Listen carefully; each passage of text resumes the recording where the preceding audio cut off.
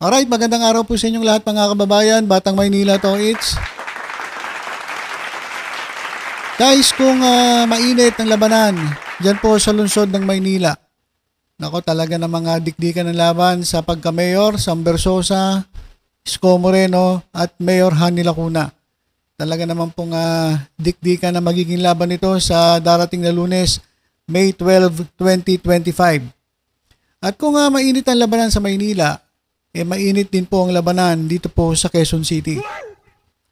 Lalong-lalo na po sa pagiging congressman sa 5th District ng nasabing lungsod. Ayan mga kababayan, kaya nga basahin natin. Yun, tinig ng bayan, lakas ng halalan. Sino ang iboboto mong 5th District Congressman ng Quezon City? Si PM Vargas ba? O si Ate Rose Lynn? Mga kababayan, bibigyan ko na kayong tip kung sino po ang dapat niyong piliin, mga taga Quezon City, lalong-lalo na yung taga 5th District. Mga kababayan, dapat kilalanin niyo muna kung sino yung inyong iboboto. Hindi po porke medyo sikat ang pangalan, mayaman, mapera, iboboto na natin. Hindi porke alam nyo na maraming na ibibigay, ay iboboto na natin. Kilalanin muna natin yung kandidato. Kagaya po na ito ni Rose Lynn.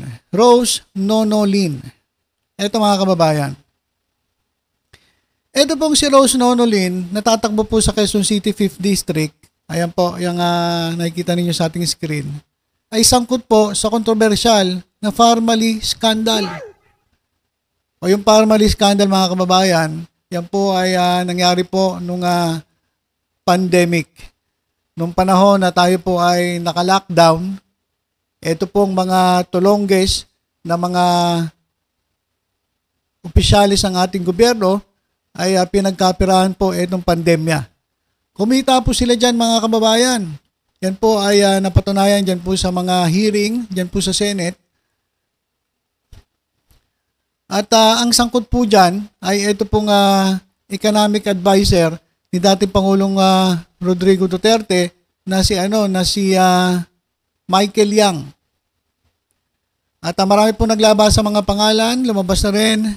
Itong sino pa ba yung mga kasama dyan sa Pharmaly? Ayan, Michael Yang, Alan Lim.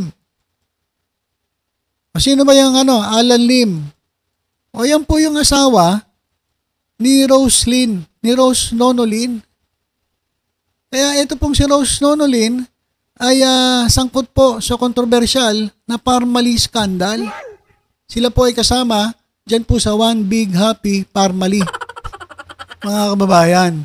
At itong kanyang pagkakasangkot ay tinanong sa kanya ng media. Ito po, matagal na po itong video ito, pero po tinatanong po siya tungkol po sa Pharmaly. Pero tingnan nyo po, panoorin po natin kung ano ang sagot ni Rose Nono Lynn. Wife of Alan na sangkot po doon sa mga illegal po-votes na. No comment. No What can comment. you say about the allegations po na yung mga companies nyo related po sa illegal drugs and other illegal activities? Are you going to attend the MATPAT committee? Or you will send a lawyer lang po? No comment. Did you send a reply po sa Quad Committee for the show cause order? And you receive the show cause order now? Ma'am, pero ano po masasabi niyo dun sa Pogo and Pharmaly issue? Yes. Any comment? Last na lang, ma'am, you were allegedly last...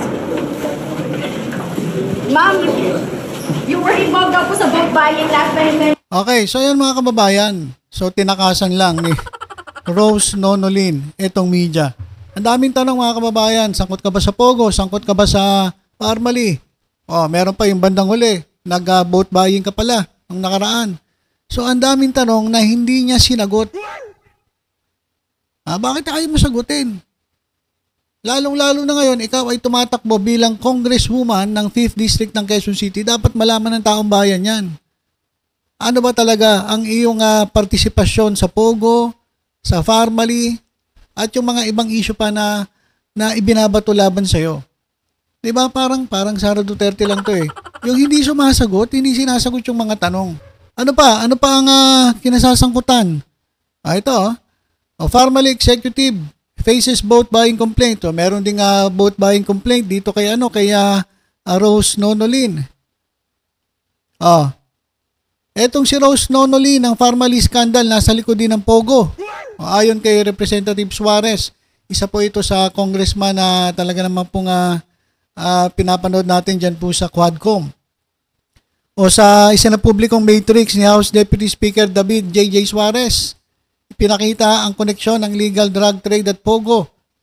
Tinukoy niya isa sa mga pangunahing personalidad umano sa criminal enterprise, si Rose Nonolin.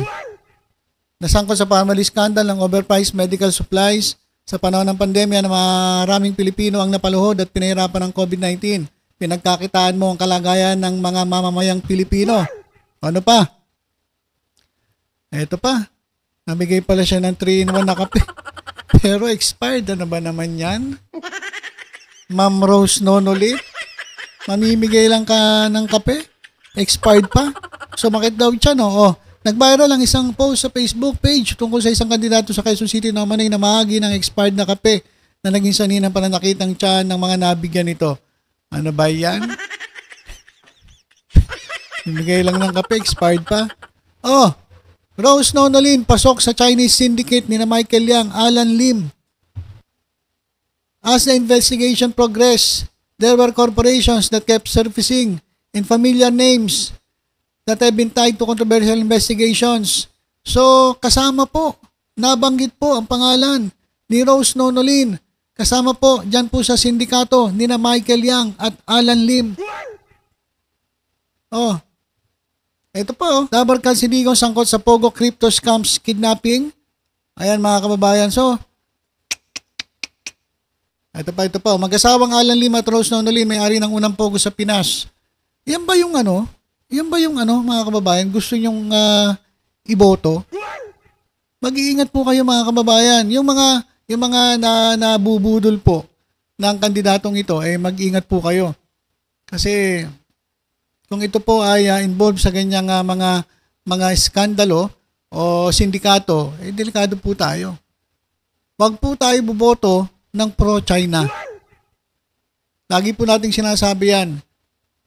Wag po nating hayaan na paglaruan tayo na itong mga Chekwa.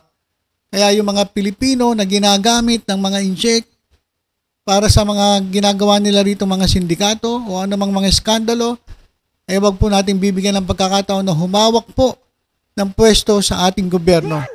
Tama na po yung nabigyan natin ng pwesto bilang mayor. Ito pong si Alice Go, dyan po sa Banban Tarlac. Tama na po yun. Wag na po nating hayaan na bigyan pa natin ng pagkakataon na mapwesto na naman sa iba't ibang posisyon sa ating gobyerno. Mayor, vice mayor, congressman.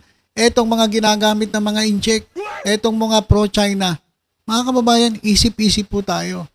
Ilagay po natin yung alam natin na talagang meron pong pagmamahal sa mga Pilipino.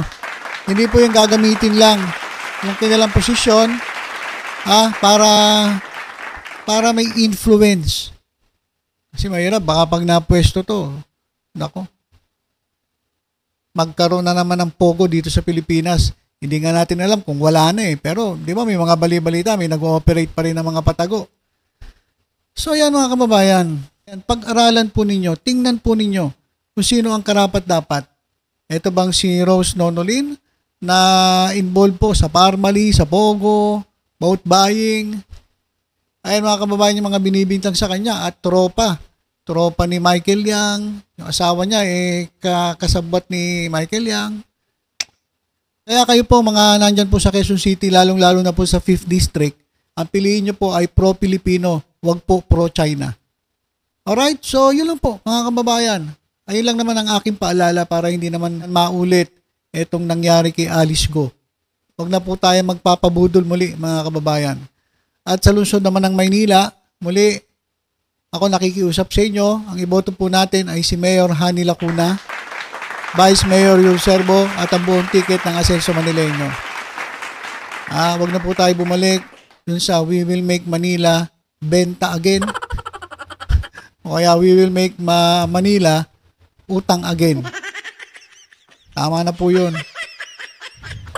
Saka wag po tayong magpabudol. Baka pagdating ng 2028, iwanan na naman kayo. At mapunta itong Maynila sa kamay ng mga DDS, ng mga pro-China. Patay tayo dyan. Alright, so yun lang po. Basta tutok-tutok lang dito sa Batang Maynila to sa iba pang updates. Ingat po tayong lahat.